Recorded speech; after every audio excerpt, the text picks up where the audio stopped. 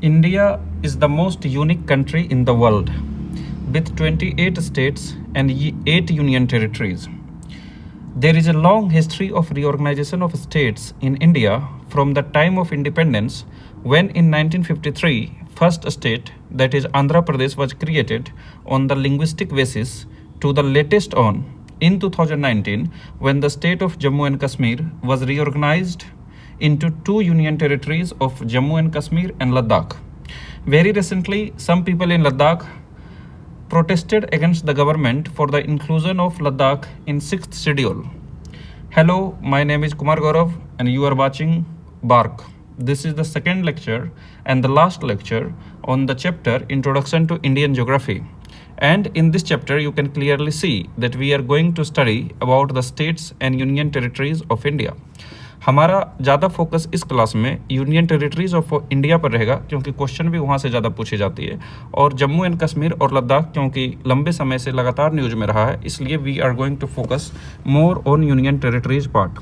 लेकिन कुछ हम स्टेट्स के बारे में भी पढ़ना चाहते हैं. ये थोड़ा सा हट के है ये लेक्चर, क्योंकि ये lecture generally this lecture you won't find any material in the traditional books of geography, specially in the VPSC exam.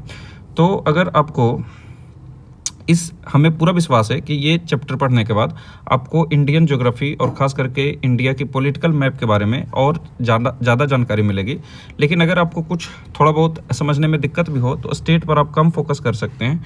जो स्टेट वाला पार्ट हम पढ़ेंगे इस पर कम फोकस कर सकते हैं, बट जो यूनियन टेरिटरी वाला पार्ट करेंगे, the most of our class will be devoted to union territories part, and this part is extremely useful because this part will cover JNK, it will also cover Ladakh, और इसमें थोड़ा सा हम अंडमान निकोबार के बारे में और लक्षद्वीप के बारे में भी पढ़ेंगे, क्योंकि ये दोनों के बारे में हम फिर से आइलैंड चैप्टर में पढ़ेंगे. वहाँ हमें डिटेल जानकारी इसकी चाहिए, तो वहाँ पर भी इसका काम देगा. और JNK और लद्दाख से तो डायरेक्ट क्वेश्चन पूछे ही जा रहे हैं. So very few are left, and we are also going to study about NCT of Delhi and NCR of Delhi, which is very useful understanding for general purpose also. So this union territory part is extremely important, and we are going to thoroughly study it. We are going to thoroughly try to remember each and everything in the class itself. और last में आज हम आप लोगों के लिए question भी लाए हैं, क्योंकि हमने जब पहला लेक्चर कराया तो हमने सोचा कि वहाँ से जितना भी क्वेश्चन पूछा गया है उसको कराएं, ताकि आपको एक सेटिस्फेक्शन मिले कि हम जो पढ़ा रहे हैं क्वेश्चन वहाँ से आ रहा है, और उस नॉलेज के मदद से वो क्वेश्चन बन भी रहे हैं. और अगर कुछ क्वेश्चन में थोड़ा बहुत और इन्फॉर्मेशन देने की ज़रूरत होगी तो हम लास्ट में वो क्वेश्चन भी लाए हैं जो प्रीवियस ईयर क्वेश्चन है, जो बीपीएससी में पूछा जा चुका है. इसी के साथ शुरुआत करते हैं. आइए सबसे पहले स्टेट के बारे में कुछ स्मॉल जानकारी लेते हैं, थोड़ा सा इसके बारे में समझने की कोशिश करते हैं. तो पहला जो हम पढ़ रहे हैं वो पढ़ रहे हैं कि कौन से स्टेट हैं जो उत्तर प्रदेश का बॉर्डर बनाते हैं. ऐसा हम इसलिए पढ़ रहे हैं कि उत्तर प्रदेश जो है ये इंडिया के ऐसे स्टेट हैं जो मैक्सिमम नंबर ऑफ स्टेट के साथ बॉर्डर बनाते हैं. तो आइए, ऐसा इसलिए हम कर रहे हैं ताकि इससे एक लगभग पूरा अंडरस्टैंडिंग बन सके पॉलिटिकल मैप ऑफ इंडिया के बारे में. तो अगर उत्तर प्रदेश को देखते हैं, ये उत्तर प्रदेश है. हम जानते हैं उत्तर प्रदेश से ही उत्तराखंड को अलग किया गया था in the year 2000, when Jharkhand was separated from the Bihar.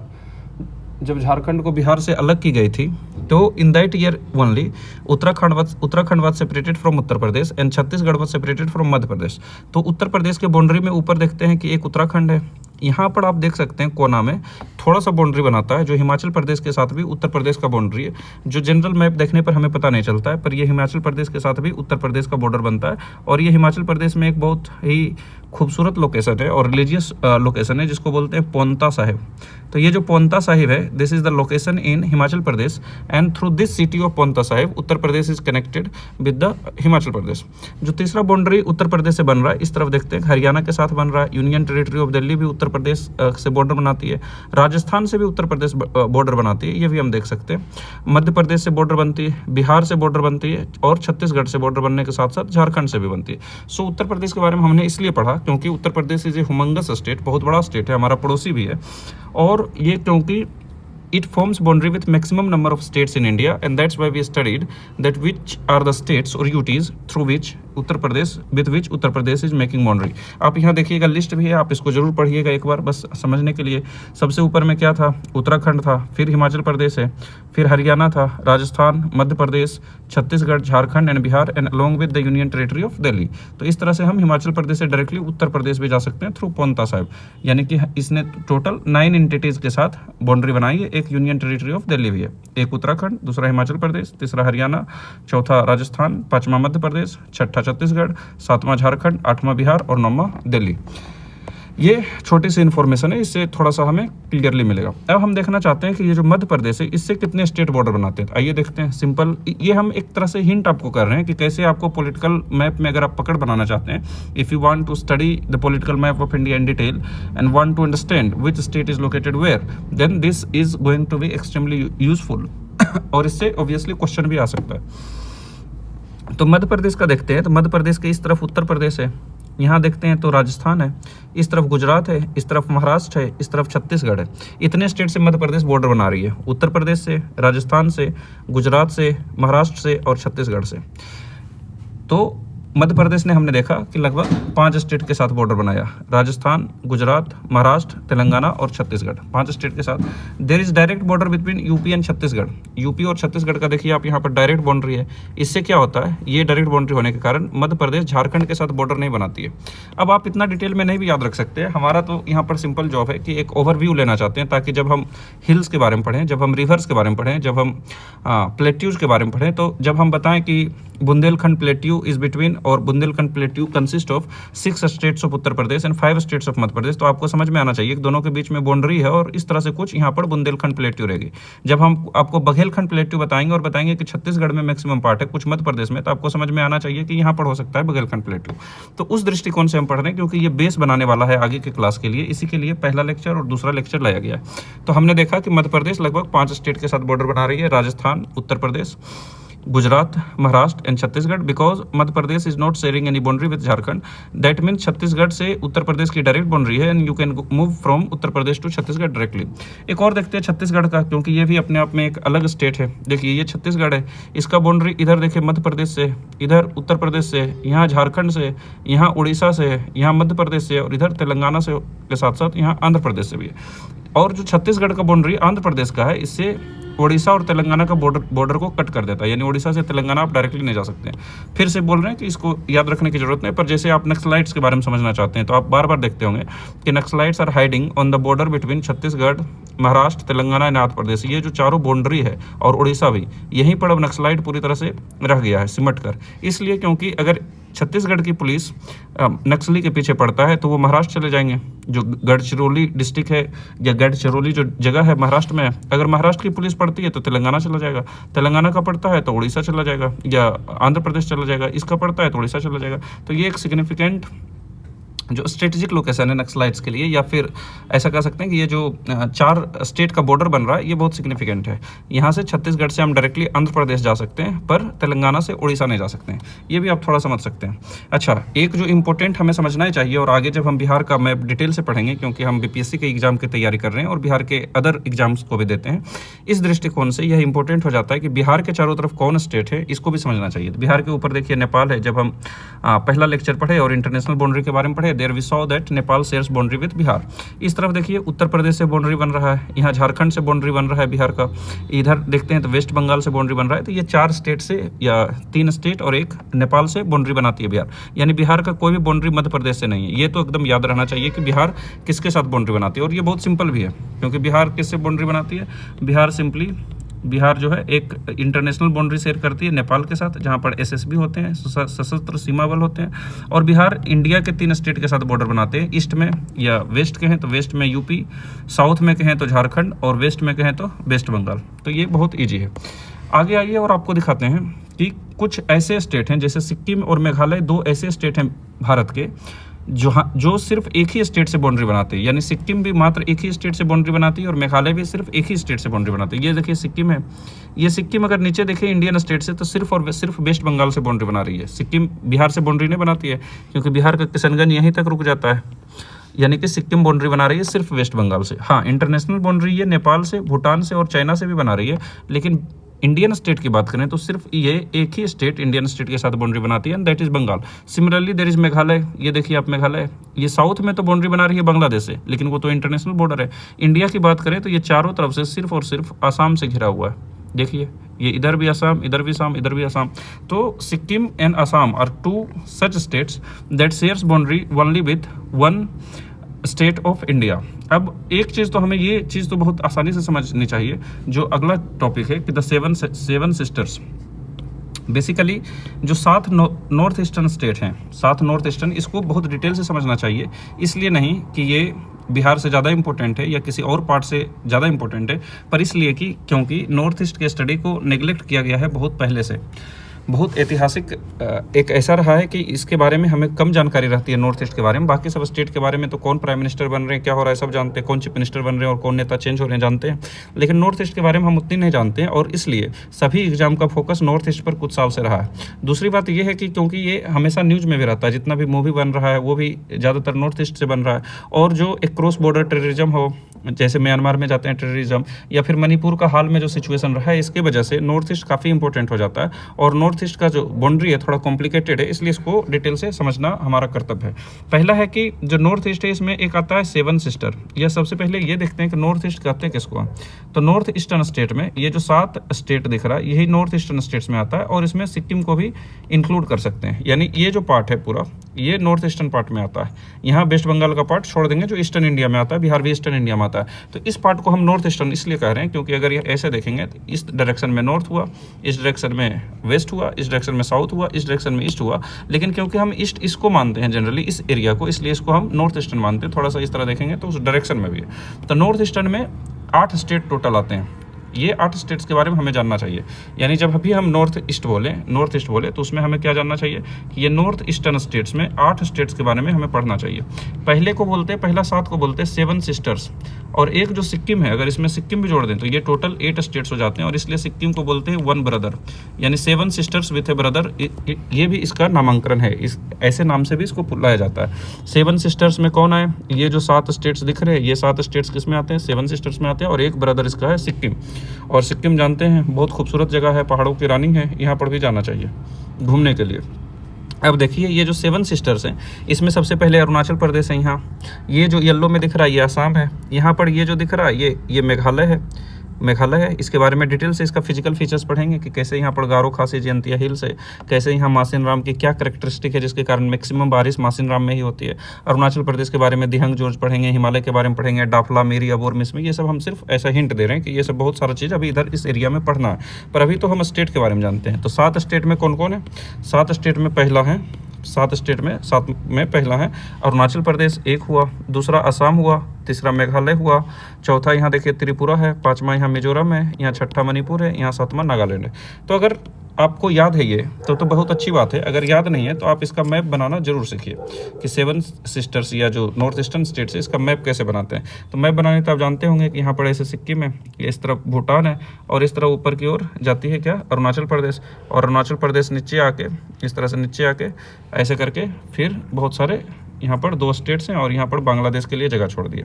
अब ये जो पार्ट है भूटान के ये ईस्टर्न साइड, इसको क्या बोल देंगे, इसको बोल देंगे अरुणाचल प्रदेश। तो ये हो गया अरुणाचल प्रदेश।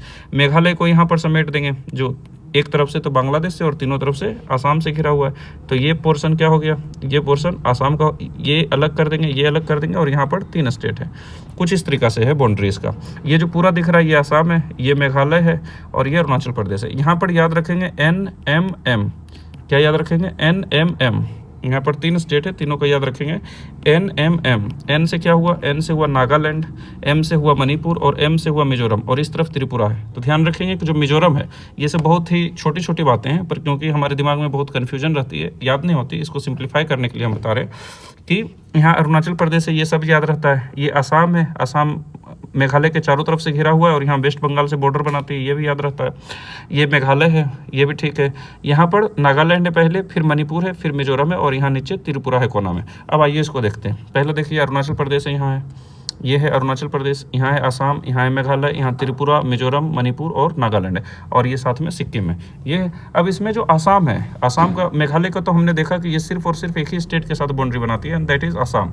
तो मेघालय सिर्फ असम स्टेट है जिसके साथ बाउंड्री बनाती है, लेकिन जो असम है ये 7 जो नॉर्थ ईस्टर्न स्टेट है उसमें 6 से बाउंड्री बनाती है, यानी एक तो खुद हुआ असम, बाकी कितने नॉर्थ ईस्टर्न स्टेट्स बचा, 6 बचा।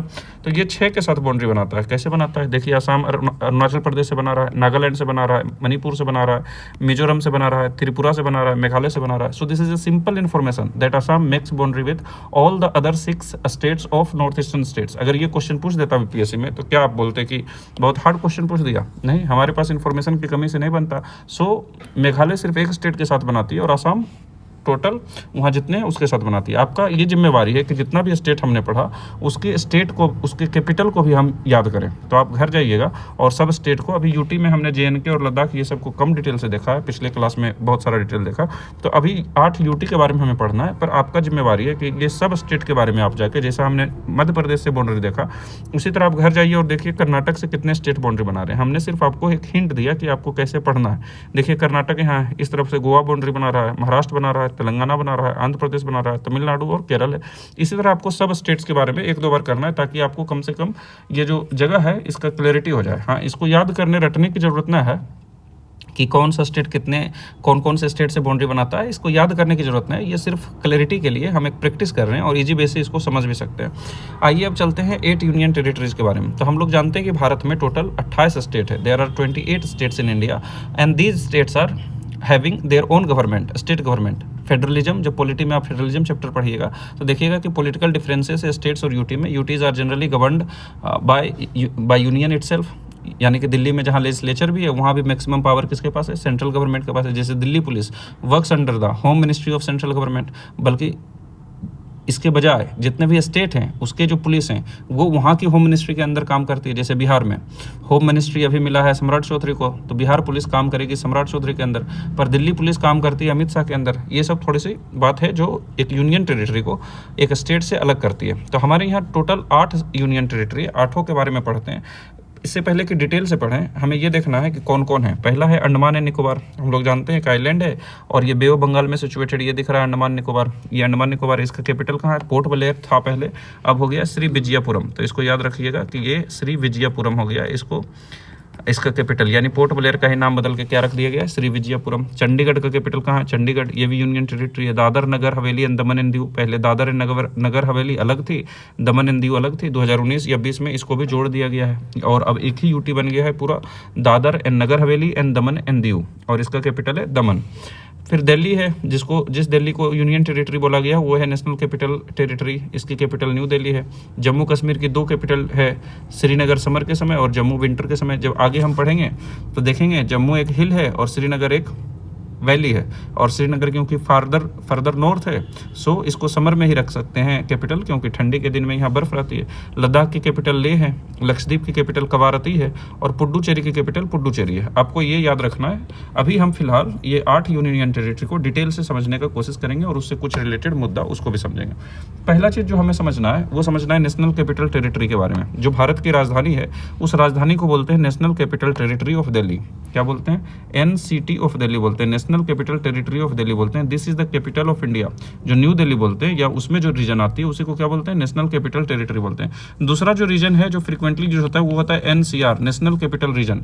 तो अंतर ये है कि नेशनल कैपिटल रीजन है, ये एक रीजन है, ये एक रीजन है मतलब एक एरिया है, ये एक पॉलिटिकल यूनिट नहीं है, ये एरिया है। इसका मतलब क्या हुआ? NCT क्या है ये समझिए। उससे पहले NCT एक पॉलिटिकल यूनिट है which is the capital of India. ये क्या है? एक कैपिटल ऑफ इंडिया है, ठीक है, कैपिटल ऑफ इंडिया है और ये एक पॉलिटिकल यूनिट है। पॉलिटिकल यूनिट है इसका मतलब क्या हुआ? पॉलिटिकल यूनिट है मतलब जो दिल्ली का चीफ मिनिस्टर बनेगा वह NCT में जितना भी एरिया है उसका भी चीफ मिनिस्टर बनेगा, उसका पावर वहाँ तक जाएगा। जैसे अभी रेखा गुप्ता यहाँ के चीफ मिनिस्टर है तो रेखा गुप्ता पूरा NCT यानी नेशनल कैपिटल टेरिटरी की क्या है? चीफ मिनिस्टर है और ये पूरा एरिया का कंट्रोल उनके अंदर है, ऐसा समझते हैं।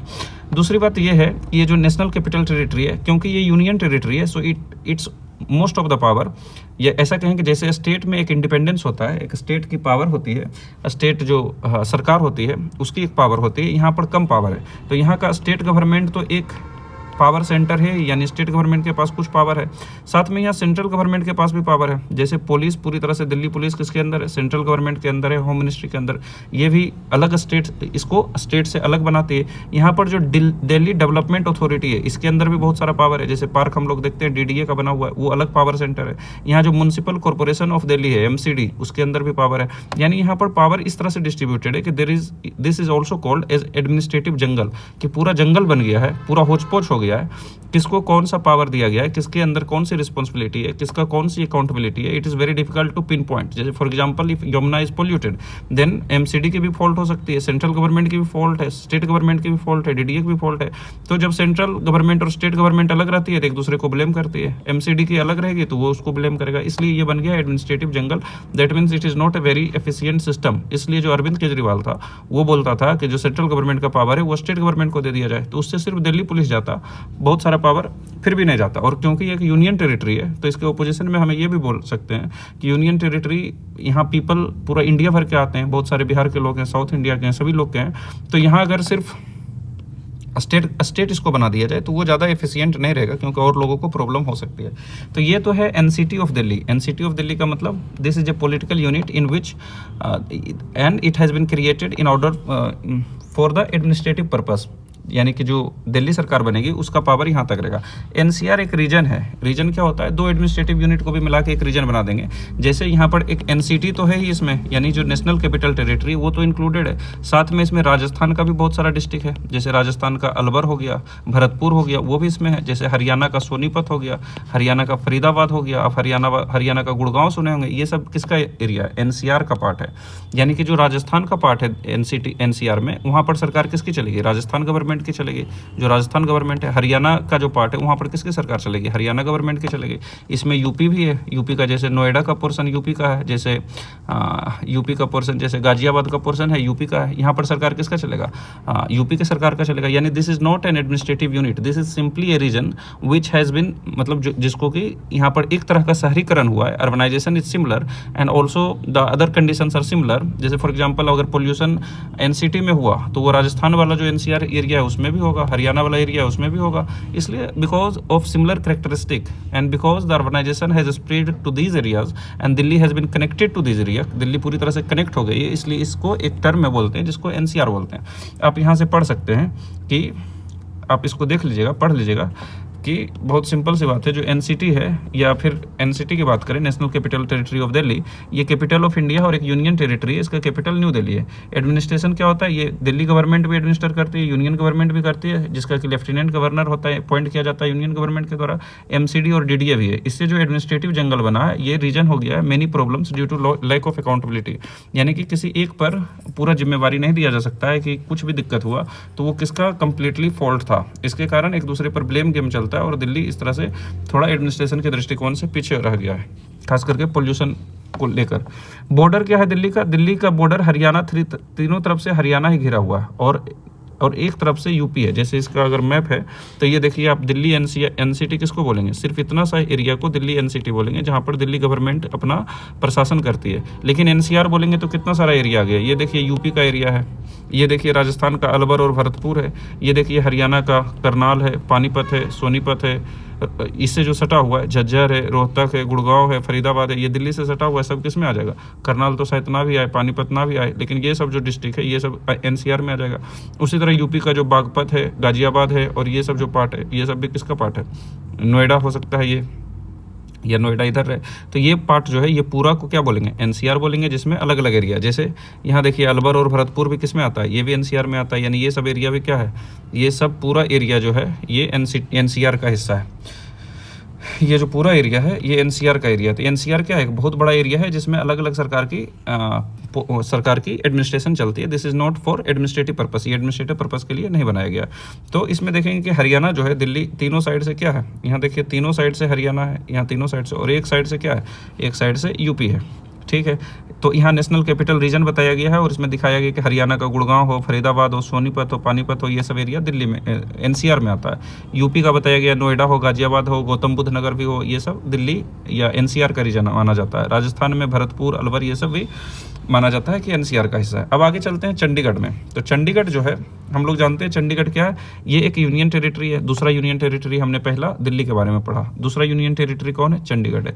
It serves as the capital of both Haryana and Punjab, यानी दोनों, जब पूछे कि कैपिटल हरियाणा का क्या है तो चंडीगढ़ है, पंजाब का क्या है तो चंडीगढ़ है, इसलिए एक यूटी है, क्योंकि दोनों का कैपिटल तभी सर्व हो सकता है जब यूटी हो। अगर पंजाब के अंदर चंडीगढ़ को मिला दिया जाए तो हरियाणा का कैपिटल कैसे रहेगा, नहीं रहेगा। और this is one of the few cities in India, बहुत कम सिटी है भारत में ऐसे जो प्लान्ड सिटी हैं।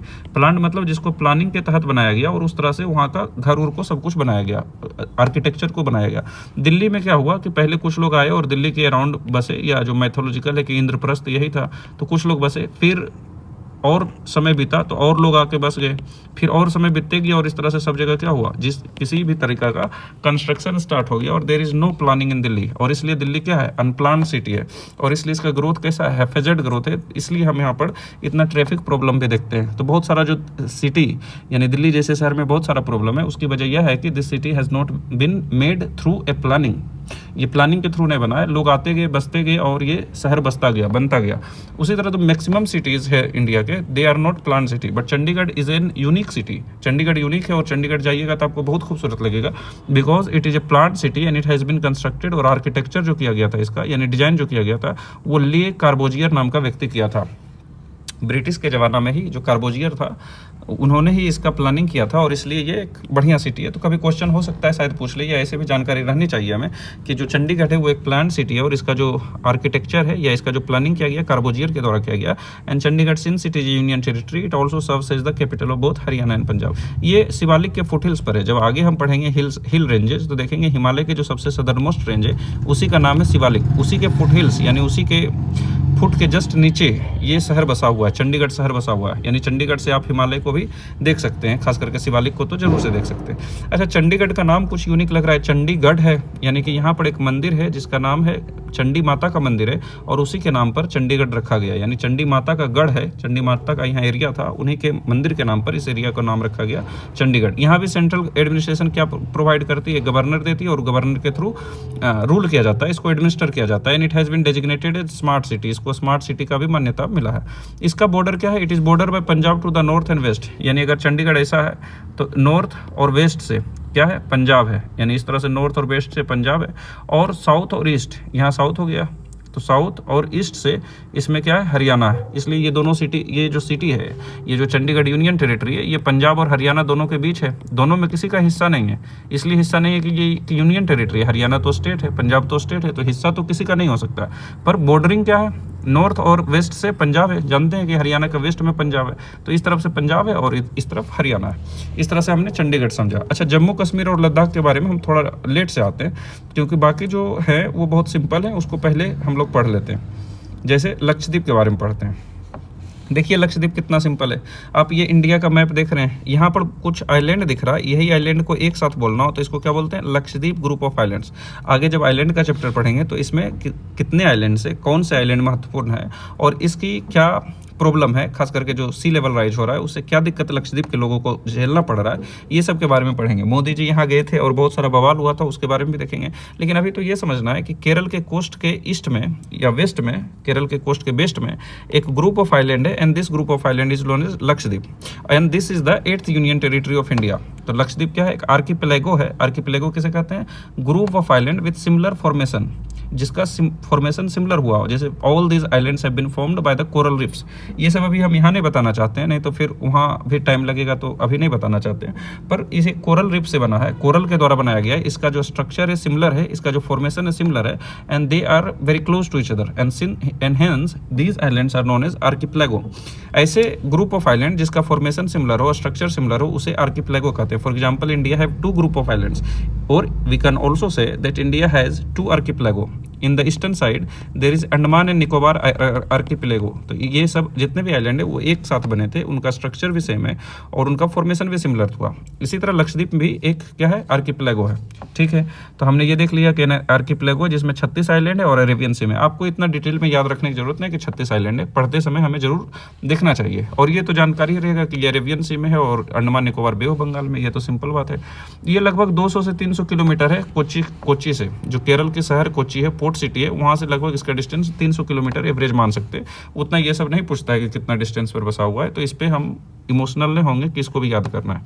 ठीक है, लगभग 300 किलोमीटर की एक डिस्टेंस पर बसा हुआ है ये लक्षद्वीप का हमारा जो 8वां यूनियन टेरिटरी है ये। इसका कैपिटल है Kavaratti, which is also the principal town. तो ये लक्षद्वीप में ही इसका जो कैपिटल है वो क्या है, कवारती है। लक्षद्वीप का कैपिटल है कवारती, इसको आप याद रखेंगे। आगे देखेंगे कवारती खुद में एक आइलैंड है और ये कैपिटल भी है। यहाँ 93% जो पॉपुलेशन है वो मुस्लिम है, क्योंकि केरल में जो मुसलमान थे, केरल में जो मुस्लिम थे और जो ट्रेड करते थे वही लोग यहाँ पर माइग्रेट होकर आए और इसलिए 93% पॉपुलेशन लगभग मुस्लिम है। और यहाँ पर मलयालम ही मेन लैंग्वेज है और थोड़ा बहुत माही भी बोला जाता है, या जो भी ये है ये इतना इंपॉर्टेंट ना है, पर मालदीव्स में बोला जाता है, तो ये भी थोड़ा बहुत लैंग्वेज बोला जाता है। पर मेन लैंग्वेज क्या है यहाँ, मलयालम है, क्योंकि केरल से लोग आए थे और लगभग 90% से ऊपर मुस्लिम लोग हैं यहाँ। ठीक है, आगे बढ़ते हैं, अंडमान निकोबार के बारे में पढ़ते हैं। देखिए अंडमान निकोबार आइलैंड, अब इसके बारे में जब पढ़ेंगे तो बहुत डिटेल से पढ़ेंगे अंडमान निकोबार आइलैंड के बारे में। तो अभी सिर्फ एक छोटा सा ओवरव्यू ले रहे हैं। किसका कैपिटल क्या है, पोर्ट ब्लेयर है, जो लोकेटेड है साउथ अंडमान आइलैंड पर। ये भी हम वहाँ याद करेंगे कि साउथ अंडमान आइलैंड क्या है, क्यों, या फिर किस तरह से पोर्ट ब्लेयर उस पर लोकेटेड है, कैसे इसको याद कर सके, तो सबका एक जगह है वहाँ पर याद करेंगे। अभी सिर्फ आपको याद रखना है कि Port Blair which has been now renamed as Shri Vijayapuram is the capital of Andaman and Nicobar and it is this Andaman and Nicobar is an archipelago located in Bay of Bengal. और ये अंडमान एंड निकोबार कमांड को भी होस्ट करता है, यानी कि ये एकमात्र जगह है भारत में जहाँ ट्राई सर्विस कमांड है। ट्राई सर्विस मतलब ये जो अंडमान निकोबार है यहाँ पर आर्मी का भी है, आर्मी के लोग भी मौजूद हैं, यहाँ नेवी भी है और इंडियन एयरफोर्स भी है। इंडियन एयरफोर्स भी है क्योंकि ये तीनों है, इसलिए इसको क्या बोलते हैं, ट्राई सर्विसेज कमांड बोलते हैं। तीनों का कमांड सेंटर है, इसलिए ये तीनों सर्विसेज का कमांड सेंटर है। और इट इज़ मतलब शायद it is the only place in India which has the tri service command, इसलिए इसका जो मिलिट्री सिग्निफिकेंस है बहुत ज़्यादा है। और इसका लोकेशन भी बहुत यूनिक है because very near to it there is Malacca strait, और मलक्का स्टेट से ही चाइना का सारा सामान जाता है और मलक्का स्टेट से बहुत ज़्यादा जो मटेरियल है वो खास करके ईस्टर्न वर्ल्ड में जाता है, इसलिए मलक्का स्टेट को हम लोग इसके थ्रू ब्लॉक कर सकते हैं। आगे जब हम पढ़ेंगे खास करके वर्ल्ड ज्योग्राफी में तो मलक्का स्टेट के बारे में डिटेल से पढ़ेंगे। अभी आप इतना याद रखिए कि Andaman Nicobar is an archipelago located in Bay of Bengal. It is also one of the union territory of India. Its capital is Port Blair, which has been now renamed as Sri Vijayapuram. And Tri Services Command is there in Andaman and Nicobar. Tri Services Command means that the command of Indian Army, the Indian Air Force, and Indian Navy, all these three are present there. And since it is a strategic location because it is very near to Malacca State, so that's why Tri Services Command has been created here. ये बहुत नज़दीक है Malacca strait से। इसके बारे में भी detail से हम अभी तो मैं इसका नहीं लाए फिगर, पर उस समय देखेंगे। अभी उतना आप इसका टेंशन नहीं लीजिए, सिंपल समझिए कि ठीक है इसके नज़दीक है, किसके, मलक्का स्टेट के। अब हमें देखना है पुडुचेरी के बारे में। किसके बारे में देखना है, पुडुचेरी के बारे में देखना है। तो ये जो आपको ऊपर मैप दिख रहा है वो दिख रहा है दमन दीव एंड नागर हवेली। ये देखिए पुडुचेरी का मैप है। पुडुचेरी का पहला तो हमें ये देखना है कि ये जो पुडुचेरी है, ये जो पुडुचेरी है, पोंडिचेरी पहले बोलते थे शायद, तो पुडुचेरी जो है ये यहाँ पर जो ऑक्यूपेशन था या जो सेटलमेंट था वो फ्रेंच सेटलमेंट था, यानी जो फ्रांस के लोग आए थे। जैसे हम लोग जानते हैं कि फाइनली तो ब्रिटिश हम पे राज किया 200-300 वर्षों तक, उसमें फ्रांस भी एक पावर थे। ये जो फ्रांस है इसका जो मेन सेटलमेंट था वो पुडुचेरी था। पुडुचेरी एक जो यूनियन टेरिटरी पुडुचेरी है, इसमें 4 पार्ट है, यानी इसका 4 डिस्ट्रिक्ट कह सकते हैं या 4 एरिया कह सकते हैं। पुडुचेरी का 4 एरिया है। कौन कौन 4 एरिया है, एक देखिए यहाँ यनम है ना, यनम, तो यनम एक इसका पार्ट है। दूसरा यहाँ देखिए पुडुचेरी स्वयं है जिसका नाम पुडुचेरी है, तो इसका एक पार्ट पुडुचेरी भी हुआ। चारों मिला के भी पुडुचेरी बोलते हैं और इसको अलग से भी एक पुडुचेरी है। तीसरा क्या है, कराईकल है, कराईकल है, यहाँ देखिए आपको कराईकल दिख रहा होगा, ये कराईकल है। और चौथा यहाँ देखिए आप माहे दिख रहा है माहे। तो माहे जो भाषा था वो जो बोला जाता था कहाँ, हमने देखा था आगे कि वो लक्षद्वीप में भाषा बोला जाता था, शायद माहे ही लिखा हुआ था, तो वो माहे या ये शायद कुछ मिस्टेक हुआ, ये भाषा माहे ही होगा जो कि बोला जाता है कहाँ, लक्षद्वीप में। हालांकि वो इंपॉर्टेंट बात नहीं है, ये नहीं पूछेगा कि वहाँ कौन सा भाषा बोला जाता है, यानी मैक्सिमम मलयालम बोला जाता है, तो वो भी कोई प्रॉब्लम नहीं है, पर ठीक है, जानकारी के लिए हमने बताया। ये देखिए कि आप जो ये पुडुचेरी के बारे में हमने पढ़ रहा था, तो पुडुचेरी की 4 लोकेशन है, ये चारों आपको याद रखना चाहिए। ये क्वेश्चन पूछा जा सकता है कि पुडुचेरी पे पहला चीज़ क्या पढ़े कि this is one of the union territory of India, ठीक है। इसका कैपिटल भी क्या है, इसका कैपिटल पुडुचेरी है। आगे हमने पढ़ा था कि इसका कैपिटल भी क्या है, पुडुचेरी है। तीसरा चीज़ जो हम पढ़ रहे हैं कि ये क्या है, ये फ्रेंच सेटलमेंट्स थे, यानी ये चारों जगह फ्रेंच का सेंटर था, इसलिए इसका आर्किटेक्चर कैसा रहेगा, फ्रेंच के जैसा रहेगा। इसका कल्चर कैसा रहेगा, थोड़ा फ्रेंच के जैसा रहेगा, फ्रांस के जैसा रहेगा। And because of the similar characteristic we have put these 4 places as one union territory. आपको लगेगा ना कि ये जो यनम पार्ट है पुडुचेरी का, ये तो आंध्र प्रदेश में, देखिए आंध्र प्रदेश है ना, ये जो पुडुचेरी स्वयं है ये कहाँ है, तमिलनाडु में। कराईकल कहाँ है, तमिलनाडु, देखिए ये तमिलनाडु दिख रहा है ना, तमिलनाडु में है पुडुचेरी। तमिलनाडु में क्या है, कराईकल है।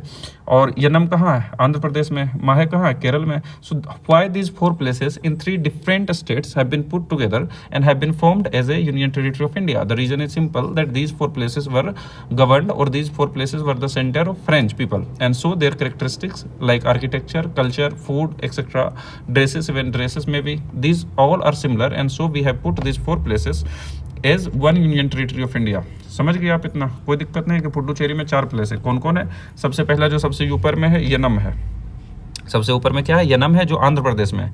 पुडुचेरी और कराईकल कहाँ है, ये दोनों पुडुचेरी और कराईकल, यानी पीके कहाँ है, तमिलनाडु में। माहे कहाँ है, केरला में है। और यनम कहाँ है, आंध्र प्रदेश में। एक बार इसको पढ़ लेते हैं। अब इसको भी रटने का आप उतना कोशिश नहीं कीजिए, क्वेश्चन पूछने का शायद कम चांस रहे, पर आप रिवाइज कीजिएगा 2-3 बार। अगर आप रिवाइज इसको कर लेते हैं तो आपको अपने याद हो जाएगा, या यहाँ पर एग्जाम से पहले या कुछ दिन पहले जब पढ़िएगा फाइनल रिविजन के समय, तो आप देखिएगा यनम कहाँ है, आंध्र प्रदेश में। पुडुचेरी और कराईकल दोनों पीके कहाँ है, तमिलनाडु में। माहे कहाँ है, केरल में। तो ऐसे भी आपको याद हो गया। पीके आप अगर याद रख लिए कि तमिलनाडु में पीके है, और माहे तो जानते होंगे कि केरल में है, माहे फेमस है केरल में। तो यनम कहाँ बच गया, आंध्र प्रदेश में। तो आपको मैक्सिमम चीज़ 1-2 रिवीजन के बाद याद हो जाएगा, आप रटने की कोशिश नहीं कीजिए। एक बार हम इसको पढ़ते हैं, देखिए क्या है। ये जो पुडुचेरी है यूनियन टेरिटरी है, formed from 4 French colonies. Puducherry मतलब पुडुचेरी, कराईकल, माहे और यनम 4 फ्रेंच कॉलोनी था, उसको बना के एक बनाया है। इसका कैपिटल क्या है, पुडुचेरी है। पुडुचेरी और कराईकल क्या है, enclaves with in Tamil Nadu. Enclaves क्या होता है, which is surrounded from any other state from all this sides. जैसे पुडुचेरी और कराईकल देखिए चारों तरफ से क्या है, चारों तरफ से ये तमिलनाडु से घिरा हुआ है, इसलिए इसको इनक्लेव बोल रहे हैं। माहे सराउंडेड किसके द्वारा, माहे सराउंडेड है केरल में, केरल के अंदर है। यनम किस में है, आंध्र प्रदेश में। आपको सिंपली याद रखना है कि Puducherry has been formed by 4 places, 4 different places. These places were the centre of France people या French living in India at that point of time. और ये क्या है, यनम है आंध्र प्रदेश में, तो यनम हो गया कहाँ, यनम आंध्र प्रदेश में हो गया। और माहे कहाँ हो गया, केरल में हो गया। और पीके कहाँ हो गया, यानी पुडुचेरी और कराईकल तमिलनाडु में हो गया, ठीक है। ये क्या था कि पुडुचेरी था हेडक्वार्टर फ्रेंच इंडिया का। फ्रेंच का जब हम फ्रेंच ईस्ट इंडिया कंपनी के बारे में पढ़ेंगे, देखेंगे the headquarters of French east India company was in Puducherry itself. Puducherry में ही इसका हेडक्वार्टर था। जैसे ब्रिटिश का हेडक्वार्टर कलकत्ता, मद्रास और बंगाल 3 जगह था, इसका सिर्फ पुडुचेरी था। और बाद में फ्रेंच पोजेशंस ने इंडिया में ट्रांसफर किया 1952 में, और बाद में 1962 में ये इंडिया का हिस्सा बन गया। ये अभी एक यूटी है, इलेक्टेड लेजिस्लेचर। ये जो पुडुचेरी है, यहाँ लेजिस्लेचर कैसा है, इलेक्टेड लेजिस्लेचर है। इलेक्टेड लेजिस्लेचर मतलब यहाँ भी स्टेट गवर्नमेंट का फॉर्मेशन होती है। जैसे दिल्ली है, दिल्ली एक क्या है, इलेक्टेड लेजिस्लेचर है। दिल्ली में भी क्या है, इलेक्टेड लेजिस्लेचर है। दूसरा और कौन सा इलेक्टेड लेजिस्लेचर है, जेएनके जो है, ये भी इलेक्टेड लेजिस्लेचर है। यानी यहाँ भी क्या होता है, चुनाव होता है, और यहाँ भी सरकार चुनी जाती है, स्टेट की सरकार चुनी जाती है। उसी तरह पुडुचेरी भी क्या है, पुडुचेरी भी एक इलेक्टेड लेजिस्लेचर है, और यहाँ भी सरकार चुनी जाती है। यहाँ भी क्या है, इलेक्टेड लेजिस्लेचर। जैसे दिल्ली में इलेक्टेड लेजिस्लेचर है, तो यहाँ पर कोई स्टेट गवर्नमेंट होना चाहिए, ये यूनियन टेरिटरी ऑफ दिल्ली का गवर्नमेंट होना चाहिए। तो हम लोग जानते हैं कि क्या है, बीजेपी का सरकार यहाँ पर है ना, बीजेपी की सरकार। कैसे बीजेपी की सरकार है, रेखा गुप्ता मुख्यमंत्री बनी अरविंद केजरीवाल को हटा के। जेएनके में भी क्या है, नेशनल कॉन्फ्रेंस का सरकार है, जो फारूक अब्दुल्ला है, उसी का बेटा उमर अब्दुल्ला यहाँ का क्या बना है, चीफ मिनिस्टर बना है। वो क्या है, नेशनल कॉन्फ्रेंस पार्टी का है, यानी कि वहाँ का चीफ मिनिस्टर है। इसका मतलब क्या है, इलेक्टेड लेजिस्लेचर है, वहाँ इलेक्शन हुआ तभी तो वहाँ का मुख्यमंत्री बना। आपको बताना है कि पुडुचेरी का चीफ मिनिस्टर अभी कौन है। आप ये कमेंट सेक्शन में जरूर बताइए कि पुडुचेरी का चीफ मिनिस्टर कौन है। यही बहाने आप अगर सर्च कीजिएगा, अगर याद है तो अच्छी बात है, नहीं भी याद है तो आप सर्च कीजिएगा और टाइप कीजिएगा, तब तक आपको ये याद हो जाएगा कि ये जो पुडुचेरी है, इसका चीफ मिनिस्टर कौन है, ठीक है। यहाँ पर जो गवर्नेंस है वो गवर्न किया जाता है किसके द्वारा? लेफ्टिनेंट गवर्नर और चीफ मिनिस्टर। चीफ मिनिस्टर क्यों? क्योंकि इलेक्टेड लेजिस्लेचर है। और लेफ्टिनेंट गवर्नर क्यों? क्योंकि सेंट्रल गवर्नमेंट यहाँ पर अपॉइंट करती है लेफ्टिनेंट गवर्नर का। आपको ऐसा अगर कभी लगे कि हम ज़्यादा पढ़ा रहे हैं या फिर ये क्वेश्चन नहीं पूछेगा तो आप उसके लिए चिंता नहीं कीजिए। हमने काफ़ी रिसर्च के बाद ये नोट्स बनाया और वही चीज़ इंक्लूड करने की कोशिश की है जो एग्जाम में आने की प्रबल संभावना है। जिसका संभावना नहीं है हमने वैसे पार्ट को इंक्लूड नहीं किया। जैसे फॉर एग्जांपल हमने स्टेट की बाउंड्री के बारे में आपको काफ़ी सिर्फ एक हिंट दिया कि आपको इस तरह से पढ़ना है, ज़्यादा आपका समय नहीं लिया। अभी आप जब हम नीचे क्वेश्चन बनाएंगे तो आप देखिएगा कि यहाँ से क्वेश्चन पूछा हुआ है। ये पूछा हुआ है कि which of the following UT in India have elected legislature. अगर ये जानकारी आपको नहीं देते तो वो क्वेश्चन नहीं बनता। आगे हम ये देखेंगे। इसलिए आप इतना टेंशन नहीं लीजिए कि हम कुछ फालतू चीज़ पढ़ा रहे हैं या आपका बेफालतू का समय बर्बाद कर रहे हैं। आप पूरी तरह से विश्वास होकर पढ़िए, हमारे नोट्स को पढ़िए और पूरा विश्वास में रहिए कि हम कुछ भी पढ़ा रहे हैं तो वो निश्चित वहाँ से क्वेश्चन आने के चांस है। और जो कॉम्प्लिकेटेड चीज़ रहती है हम पहले ही बता देते हैं कि इसकी आने की कम संभावना है। ठीक है, तो इसके भी आने की संभावना ठीक ठाक है। अब अगला जो यूनियन टेरिटरी है वो है Dadra and Nagar Haveli and Daman and Diu. ये एक ही यूनियन टेरिटरी का इतना बड़ा नाम है और शायद दुनिया का एकमात्र जगह हो जहाँ पर इतना एंड के साथ लगा हुआ हो। तीन एंड लगा हुआ है, Dadra and Nagar Haveli and Daman and Diu. ये दुनिया का एकमात्र जगह होगा जिसमें 3 एंड लगा हुआ है। ठीक है, ये एक यूनियन टेरिटरी है और ये वेस्टर्न इंडिया में, वो तो अभी देखेंगे। और ये भी क्या है? यूटी है। इसमें क्या है कि ये भी अलग अलग एरिया है। जैसे अभी देखिए कि जो पुडुचेरी है उसमें 4 एरिया है, इसमें 3 जगह है। जो दमन दीव एंड नागर हवेली है इसमें 3 जगह है। एक तो दादरा है, अलग है। एक दादरा और नगर हवेली एक लोकेशन है, ये जुटा हुआ है। और दमन और दीव 2 अलग लोकेशन है, यानी 3 लोकेशन से मिलकर बना है एक यूनियन टेरिटरी। तो फिर से वही क्वेश्चन है कि why 3 different locations were added and these locations are situated in 3 different states also. जैसे फॉर एग्जांपल आगे देखेंगे कि एक आइलैंड भी है और 2 गुजरात और महाराष्ट्र में है। तो ऐसा क्यों किया गया? ऐसा इसलिए किया गया क्योंकि यहाँ पर पोर्तुगीज रूल था और Portuguese rule because Portuguese rule था तो इसका कुछ feature architecture etcetera would be similar and so they have been put together to form a union territory. अब देखिए इसका ज्योग्राफी देखते हैं कि कौन कहाँ लोकेटेड है। पहला है Dadra and Nagar Haveli. This mainland part is situated between Gujarat and Maharashtra. Its administrative headquarter are in Silvassa. तो ये पहले तो ये समझना चाहिए कि जो पूरा है ये पूरा का कैपिटल कहाँ है। हमने सबसे ऊपर में देखा था कि सभी यूनियन टेरिटरी का कैपिटल याद रहना चाहिए। ये तो सिंपल सी बात है, बीपीएससी का आप तैयारी कर रहे हैं तो इतना तो याद ही रहना चाहिए कम से कम। ज़्यादा से ज़्यादा आप ज़्यादा याद कर सकते हैं। तो ये देखिए दादर एंड नगर हवेली और दमन एंड दीव का कैपिटल क्या है? दमन है, याद रखिएगा। इसी चारों में से एक कैपिटल है। जैसे पुडुचेरी में भी कैपिटल क्या था? पुडुचेरी था। ये 4 नाम में ही एक है दमन जो कि इसका कैपिटल है। अभी देखिए कि 4 टेरिटरी है, ये 3 टेरिटरी है। ये कौन कौन है? पहला कौन सा है? दादरा एंड नगर हवेली। यहाँ देखिए ये है दादरा एंड नगर हवेली का, ये दिया हुआ है। यहाँ पर अच्छा से मैप नहीं दिया है पर ये जो दादरा एंड नगर हवेली है ये महाराष्ट्र के अंदर है या महाराष्ट्र और गुजरात दोनों में पड़ता है। देखिए यहाँ पर महाराष्ट्र है नीचे से और ऊपर से क्या है? गुजरात है। और ये अंदर की ओर है यानी कि कोस्टल एरिया ना है, अंदर की ओर इस तरह से लोकेटेड है दादरा एंड नगर हवेली। और ये एक ऐसा एरिया है और ये गुजरात और महाराष्ट्र दोनों से घिरा हुआ है। 2 तरफ, एक तरफ क्या है? गुजरात है, एक तरफ क्या है? महाराष्ट्र है। दोनों से घिरा हुआ है यानी दोनों के बीच में देखिए है ना दादरा एंड नगर हवेली ये दिख रहा है। ये इधर महाराष्ट्र है और यहाँ पर क्या है? गुजरात है। दमन है जो चारों तरफ से सिर्फ क्या है?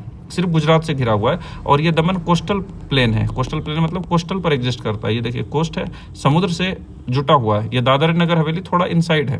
तो दादर नगर हवेली क्या है? इनसाइड है। और ये जो दमन है ये क्या है? कोस्टल प्लेन है। और ये गल्फ ऑफ खंबात, ये कॉम्बे गल्फ ऑफ खंबात, ये पूरा एरिया को क्या बोलते हैं? गल्फ ऑफ खंबात बोलते हैं। ये सब भी आपको आना चाहिए। आगे हम इसके बारे में पढ़ेंगे भी कि गल्फ ऑफ खंबात कहाँ है ये सब, क्योंकि ये जानकारी इससे भी बहुत सारा क्वेश्चन बीपीएससी में पहले ही पूछा गया है। तो ये जो दादर एंड नगर हवेली है ये महाराष्ट्र और गुजरात से घिरा हुआ है। This is not a coastal plain, ये कोस्टल प्लेन नहीं है, ये इनसाइड में है। लेकिन जो दमन है वो कंप्लीटली गुजरात से घिरा हुआ है और ये एक कोस्टल प्लेन है। फिर ये दीव देखिए, यहाँ पर एक आइलैंड है। जब हम आइलैंड चैप्टर के बारे में पढ़ेंगे तो उसमें एक आइलैंड किसके बारे में पढ़ेंगे? दीव के बारे में पढ़ेंगे कि Diu is an island of India which is located on the south portion of this Kathiawar peninsula. जब कोस्टल प्लेन पढ़ेंगे तो देखेंगे इसी को क्या बोलते हैं? काठियावाड़ पेनिनसुला भी बोलते हैं। ये काठियावाड़ पेनिनसुला, इसी के जस्ट साउथ में दीव क्या है? एक आइलैंड है। आप समझ गए होंगे शायद। यही 3 को मिला के क्या बोलते हैं? यही 3 को मिला के हम लोग बोलते हैं Dadar and Nagar Haveli and Daman and Diu and Dadra and Nagar Haveli, जिसका कि कैपिटल कहाँ है? दमन है। ये भी हो गया। अब बच गया हमारे पास पढ़ने पढ़ने को क्या, दो चीज़ पढ़ गया, जम्मू कश्मीर एंड लद्दाख, जिसके बारे में डिटेल से पढ़ना है, जिसके बारे में हमने कल भी अच्छा खासा डिटेल से देखा था और आज भी देखना है। पहले ये देखिए जम्मू एंड कश्मीर, ये मैप तो आपको याद रटा हुआ रहना चाहिए, ना कि सिर्फ प्री में, बल्कि जब आप मेंस की तैयारी करेंगे तो ये मैप आपको इसी तरह से याद रखना पड़ेगा, क्योंकि इससे क्वेश्चन भी पिछले 70th बीपीएससी में ही पूरा डिटेल में क्वेश्चन पूछा, और अगर ये मैप आप वहाँ बनाते तो आपको एक्स्ट्रा मार्क्स मिलते। और इस मैप के बेसिस से जो अभी इन्फॉर्मेशन हम सिर्फ प्री के लिए ले रहे हैं और वो भी ज्योग्राफी में ले रहे हैं, इसका भी अगर आपको इन्फॉर्मेशन वहाँ रहता जो पॉलिटी का क्वेश्चन था तो आप बहुत सारा चीज़ लिख सकते थे। जैसे पहले देखिए कि क्या है कि पहले ये पूरा को हम लोग जम्मू एंड कश्मीर बोलते थे, लद्दाख तो था ही, पर वो लद्दाख किसके अंदर था, जम्मू एंड कश्मीर के अंदर ही एक पार्ट होता था। ये पूरा को हम लोग क्या बोलते थे, द स्टेट ऑफ जेएनके, ये पूरा स्टेट ऑफ जेएनके था। आज की स्थिति क्या है, 2019 में बाइफर्केशन किया गया। देखिए यहाँ लिखा हुआ है कि Jammu and Kashmir reorganisation bill 2019 लाया गया, यानी 2019 में एक रीऑर्गेनाइजेशन बिल लाया गया जिसको बोलते हैं Jammu and Kashmir reorganisation bill. और इस रीऑर्गेनाइजेशन बिल से इस जम्मू एंड कश्मीर जो पूरा एक स्टेट हुआ करता था, इसको दो पार्ट में बांट दिया गया है। एक पार्ट का नाम है Jammu and Kashmir union territory, यानी दोनों यूनियन टेरिटरी है। ये जो एरिया दिख रहा है ये Jammu and Kashmir union territory है, और ये जो पूरा दिख रहा है ये है लद्दाख यूनियन टेरिटरी। लद्दाख की कैपिटल लेह है और जम्मू एंड कश्मीर की कैपिटल दो है, एक जम्मू यहाँ है देखिए नीचे, और श्रीनगर ऊपर है देखिए यहाँ पर। श्रीनगर जो कश्मीर वैली में श्रीनगर सिचुएटेड है, ये जम्मू हिल्स है, शिवालिक का ही पार्ट है, आगे पढ़ेंगे। तो समर के समय ये रहता है कैपिटल, सॉरी विंटर के समय ये कैपिटल रहता है और समर के समय ये रहता है। ऐसा क्यों, क्योंकि अगर इसको विंटर के समय कैपिटल बना दें तो बर्फ से ये ढक जाएगा और सारा काम रुक सकता है, इसलिए विंटर के समय कैपिटल क्या रहता है, जम्मू रहता है। ठीक है, आगे देखते हैं। आगे क्या है कि ये एक कारगिल डिस्ट्रिक्ट है, ये भी देखिए कारगिल जैसे ही हम सुनते हैं तो हमें लगता है ये जेएनके में ही सिचुएटेड होगा, क्योंकि कारगिल वार से हम लोग सब वाकिफ है। लेकिन अब आज की ये ग्राउंड रियलिटी है, आज की यह स्थिति है कि कारगिल जो है, Kargil is a part of Ladakh and Kargil is one of the district of Ladakh. Ladakh का एक डिस्ट्रिक्ट क्या है, कारगिल है। इतना आप समझ गए होंगे, इतना अगर समझ गए आप तो बहुत चीज़ समझे। अब इसको पहले पढ़ लेते हैं फिर आगे देखते हैं। क्या है कि रीऑर्गेनाइजेशन जो हुआ Jammu and Kashmir reorganisation bill के थ्रू हुआ 2019 में, and former state was reorganised into two union territory, the union territory of Jammu and Kashmir and union territory of Ladakh. ठीक है, Ladakh shares its boundary with J and K and Himachal Pradesh. देखिए लद्दाख जो है इसमें तो नहीं दिख रहा है, कोई इंडिया का मैप का हम दिखाते हैं आपको। इंडिया का मैप यहाँ है, इसमें देखिए ये लद्दाख है, यहाँ जम्मू एंड कश्मीर से बाउंड्री बना रही है और इधर क्या है, हिमाचल प्रदेश से बाउंड्री बन रहा है लद्दाख का। दूसरा देखिए आप जेएनके का बाउंड्री को देखिए, जेएनके यहाँ लद्दाख से बाउंड्री बन रहा है, यहाँ हिमाचल प्रदेश से बन रहा है, यहाँ पंजाब से बन रहा है। ये क्वेश्चन पूछ सकता है, कोई बड़ा बात नहीं। अब जो मेंस में क्वेश्चन पूछ दिया तो प्री में तो इससे क्वेश्चन आने की संभावना भी बढ़ गई है कि जम्मू कश्मीर किससे बाउंड्री बना रहा है, लद्दाख से। देखिए लद्दाख से बन रहा है, यहाँ हिमाचल प्रदेश से बन रहा है और यहाँ पंजाब से बन रहा है। ठीक है, और लद्दाख सिर्फ दो से बनाती है, इधर जम्मू कश्मीर और नीचे हिमाचल प्रदेश से। ये भी हम समझ गए। अब देखिए दोनों यूनियन टेरिटरी है। ठीक है, गवर्नेंस क्या है, both UTs are administered by lieutenant governor appointed by president. दोनों का गवर्नेंस कौन संभालते हैं, लेफ्टिनेंट गवर्नर, जिसको प्रेसिडेंट अपॉइंट करते हैं। अगर ये सब इन्फॉर्मेशन आप लिखते 70th मेंस में तो आपका वहाँ पर इससे ही क्वेश्चन बन जाता। फिर क्या है, जेएनके है जो legislative assembly while Ladakh does not, यानी जेएनके के पास तो लेजिस्लेटिव असेंबली, वहाँ चीफ मिनिस्टर की इलेक्शन हो गई। लद्दाख के पास लेजिस्लेटिव असेंबली नहीं है, इलेक्टेड लेजिस्लेटिव असेंबली नहीं है, यानी वहाँ इलेक्शन नहीं होगा। इलेक्शन नहीं होगा तो वहाँ चीफ मिनिस्टर भी नहीं बनेंगे, वहाँ सिर्फ गवर्नर, लेफ्टिनेंट गवर्नर के थ्रू सेंट्रल के द्वारा रूल किया जाएगा, एडमिनिस्टर किया जाएगा। But JNK will also have its legislative assembly, elected legislative assembly. That means there would be a chief minister in JNK and recently the election were held, election हुआ और वहाँ पर अभी कौन है, वहाँ अभी ओमर अब्दुल्ला जो है वो जेएनके का चीफ मिनिस्टर है। ठीक है, public order and police control were removed from the state legislative purview and placed under union. अब हम जानते हैं, पहले ही पढ़े, जो यूनियन टेरिटरी होता है वहाँ पर क्या होता है, वहाँ पर कुछ पावर सेंटर के पास ज़्यादा रहता है स्टेट के कंपेरिजन में, चाहे वो इलेक्टेड ही क्यों ना हो। तो ये देखिए law, public order and police किसके कंट्रोल में है, ये है होम मिनिस्ट्री के कंट्रोल में। यानी जेएनके जो पुलिस रहेगी, जेएनके में जो स्टेट पुलिस रहती थी वो अब जेएनके की होम मिनिस्ट्री के अंदर नहीं बल्कि सेंटर की होम मिनिस्ट्री यानी अमित शाह जी के अंदर रहेगा। High court of JNK is the common high court for both new UT. तो जेएनके का जो हाई कोर्ट था वही अभी जेएनके का भी हाई कोर्ट रहेगा और लद्दाख का भी हाई कोर्ट रहेगा। जैसे चंडीगढ़ का हाई कोर्ट दोनों का हाई कोर्ट है, हरियाणा और पंजाब का, उसी तरह जेएनके का हाई कोर्ट अभी दोनों का रहेगा। ठीक है, one of the 6 former Lok Sabha seats 5 is allocated to JNK, यानी कि पहले ये जो पूरा जेएनके स्टेट हुआ करता था उसमें 6 लोकसभा सीट्स थी। जैसे बिहार में कितने लोकसभा सीट है आप सबको मालूम ही होगा, इसको भी आप कमेंट सेक्शन में बताइएगा, या इसको हम बता देते हैं 40 लोकसभा सीट है बिहार में। तो उसी तरह जेएनके स्टेट जो पहले था उसमें 6 लोकसभा सीट था। और ये लोकसभा सीट इतना कम क्यों, क्योंकि बिहार का पॉपुलेशन बहुत ज़्यादा है। तो यहाँ 6 लोकसभा सीट था, अभी 5 लोकसभा सीट जेएनके को दिया गया है और 1 लद्दाख को दिया गया। आप एरिया वाइज देखेंगे तो लद्दाख के पास बहुत ज़्यादा एरिया है, है, ये देखिए है ना, बहुत ज़्यादा एरिया। और जेएनके के पास कम एरिया है, लेकिन 5 लोकसभा सीट इसको दिया गया है और 1 लोकसभा सीट लद्दाख को दिया है। ये सिर्फ इसलिए क्योंकि यहाँ पर पॉपुलेशन कम है थोड़ा, ठीक है। अब आपको हम एक और मैप बनाएंगे जो कि लास्ट मैप है, थोड़ा बहुत इसको कल भी समझाए थे, आज भी समझा रहे हैं, क्योंकि ये इंपॉर्टेंट है और जेएनके और लद्दाख से कभी भी क्वेश्चन पूछा जा सकता है, because this areas will remain in news. ये गारंटी है कि ये न्यूज़ में रहना ही है, because sometimes Pakistan will do something, then China will do something, then they will say something about India and JNK etcetera. और हमारे जो रक्षा मंत्री हैं राजनाथ सिंह, वो भी कुछ बोलेंगे इसके विषय में। इसके कारण ये हमेशा न्यूज़ में रहेगा, इसकी गारंटी है, और इसलिए इसको समझना थोड़ा डिटेल से जरूरी है। तो हम कल देखे थे कि ये जो जेएनके है, जेएनके के इस तरफ का जो पोर्शन है, इसी को पाकिस्तान क्या कर लिया, कैप्चर कर लिया। ये जो ब्लैक कलर का हम दिखा रहे हैं, ये कैप्चर कर लिया है। ये जो पॉइंट कल बताए थे, हमने क्या बताया था, NJ9842, इसको आप याद रख सकते हैं। क्यों? क्योंकि NJ9842 के बाद इंडिया क्या बोलती है कि सेम स्लोप में ऐसा सेम लाइन जाना चाहिए इधर नॉर्थ की ओर।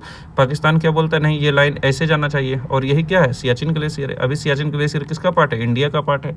But why it is a disputed region, because Pakistan इसको क्लेम करती है, क्योंकि ये NJ9842 के बाद उनका मानना है कि ये लाइन इधर आनी चाहिए। फिर बताए थे कि जो ये सियाचिन ग्लेशियर, इसका नॉर्थ वेस्ट में एक वैली है जिसको बोलते हैं साक्षगाम वैली, और ये वैली जो है ये पाकिस्तान गिफ्ट कर दिया चाइना को। चाइना का बाउंड्री देखिए, यहीं पर चाइना है, यहाँ तक चाइना का बाउंड्री प्रेजेंट है, तो चाइना को गिफ्ट कर दिया, विच इज़ वेरी इलीगल। ये हमारा पार्ट है, जब हमारे पाकिस्तान के बीच में डिस्प्यूटेड है तो उसे चाइना को नहीं देना चाहिए। और ये साक्षगाम वैली के लोकेशन पर क्वेश्चन यूपीएससी में पूछा हुआ है, इसलिए हम डिटेल से बताए कि it is to the north west of Siachen glacier, ताकि ये क्वेश्चन अगर बीपीएससी में पूछे तो बन जाना चाहिए। ये हमने समझा। और इसी को क्या बोलते हैं, ये जो लाइन दिख रही है इसी को हम लोग क्या बोलते हैं, यही है लाइन ऑफ कंट्रोल, या यही है LOC, जहाँ पर इंडियन आर्मी खड़ी रहती है। ये क्या है, ये इंटरनेशनल लाइन है, ये एक्चुअल में हमारा हिस्सा होना चाहिए था यहाँ तक, पर पाकिस्तान ये जो पार्ट है इसको कैप्चर कर लिया, ये जो पार्ट है इसको कैप्चर कर लिया, और अभी इसको क्या बोलते हैं हम लोग, ये पूरा एरिया को POK बोलते हैं। लेकिन POK तो हम बोलते हैं, पाकिस्तान तो इसको कुछ और नाम से बोलता होगा। पाकिस्तान तो नहीं कहेगा ना पाकिस्तान ऑक्यूपाइड कश्मीर, वो तो स्वयं पाकिस्तान है, वो क्यों बोलेगा पाकिस्तान ऑक्यूपाइड कश्मीर। तो ये जो पाकिस्तान ऑक्यूपाइड कश्मीर है, ये इंडिया के द्वारा नाम दिया गया, ये पूरा एरिया का नाम पाकिस्तान ऑक्यूपाइड कश्मीर हमने दिया है। किसने दिया है, इंडिया ने दिया है। पाकिस्तान इसको क्या बुलाता है, ये जो ब्लू कलर का आपको दिख रहा है ऊपर वाला एरिया, इसको पाकिस्तान बुलाता है गिलगित बल्तिस्तान। क्या बुलाता है, गिलगित बल्तिस्तान।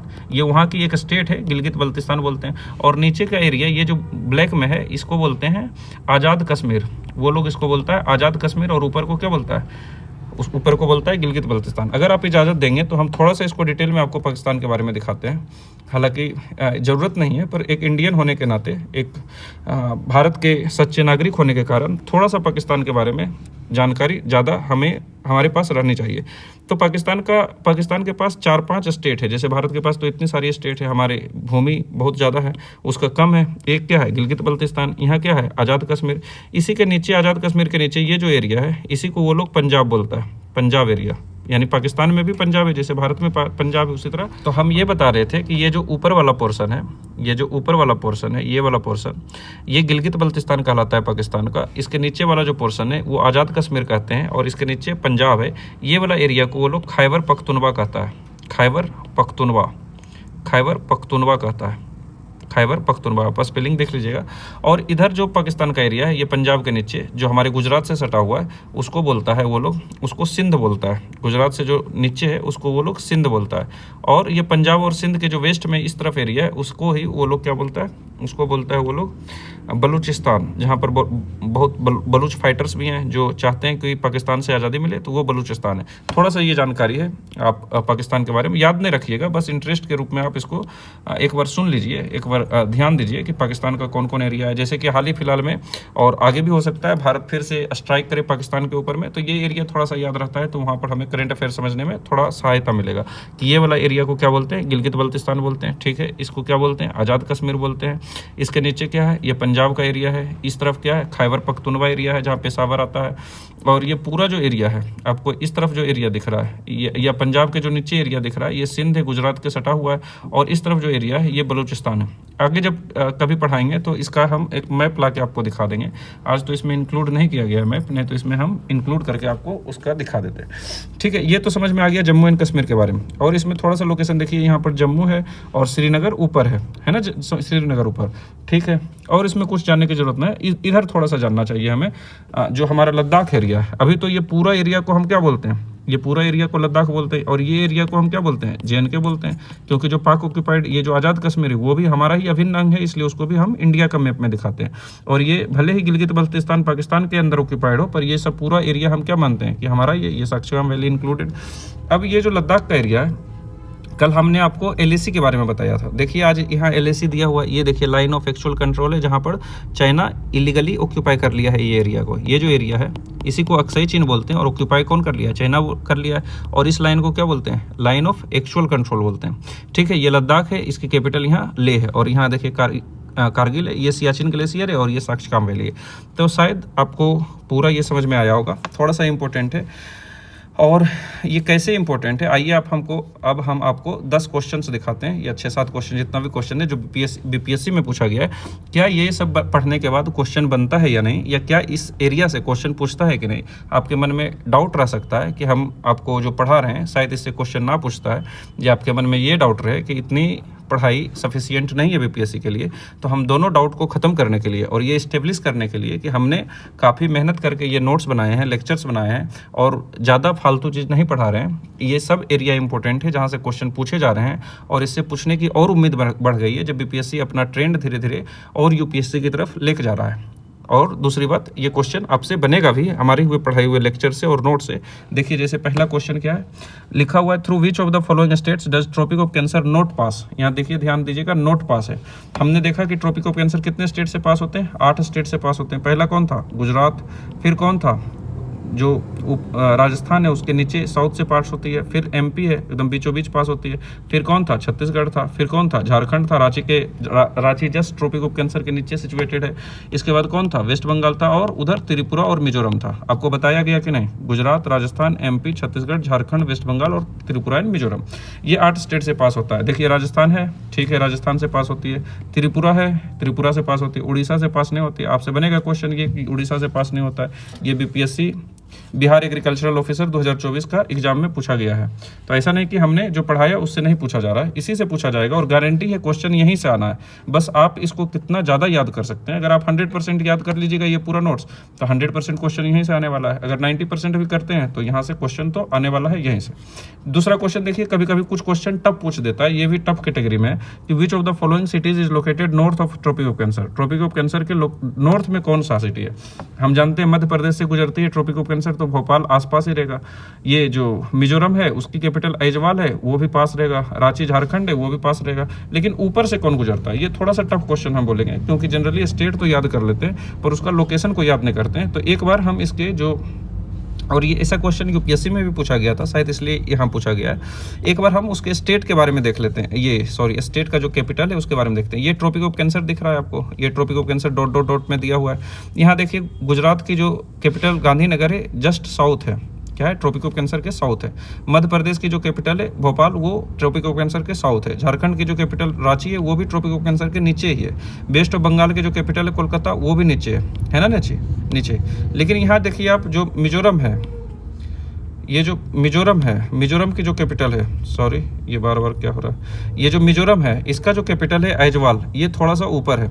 और ये इसका जो कैपिटल है, ये जो त्रिपुरा है, त्रिपुरा का भी कैपिटल क्या है, यहाँ ऊपर में दिखाया गया, और ऐजवाल भी ऊपर है। तो एक ऑप्शन इसमें क्या है, ऐजवाल है, जो कि north of tropic of cancer है। ये क्वेश्चन भी अब तो कम से कम बनना ही चाहिए। अगर ये फिर से दोबारा रिपीट होता है तो आप इसको बना लीजिएगा कि सिर्फ यहाँ पर त्रिपुरा और मिजोरम 2 स्टेट हैं जिसकी कैपिटल ट्रॉपिक ऑफ कैंसर के ऊपर लोकेटेड है। बाकी यहाँ पर जितना मेनलैंड या नॉर्थ ईस्ट को छोड़ दें तो ये सब स्टेट की कैपिटल जो है वो ट्रॉपिक ऑफ कैंसर के जस्ट नीचे लोकेटेड है। राजस्थान का तो बहुत ऊपर है, देखिए जयपुर बहुत ऊपर है, तो ये ध्यान रखिएगा। देखिए अगला क्वेश्चन क्या है, अगला क्वेश्चन पूछा है कि which of the following statements regarding the size and extent of India is incorrect. कौन सा सही नहीं है, आप पॉज करके बनाइए। देखिए ये हाल फिलहाल का क्वेश्चन है, 67th BPSC का है।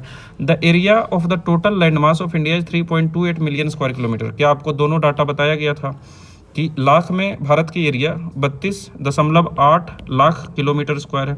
क्या ये डाटा दिया गया है? पहला लेक्चर में जाके आप पहला ही सेंटेंस पढ़िए, आपको दिया हुआ मिलेगा कि 32 लाख स्क्वायर किलोमीटर हमारा एरिया है। इसी को मिलियन में क्या दिया गया है? 3.28 लाख स्क्वायर किलोमीटर। जाके देखिए वहाँ दिया हुआ रहेगा।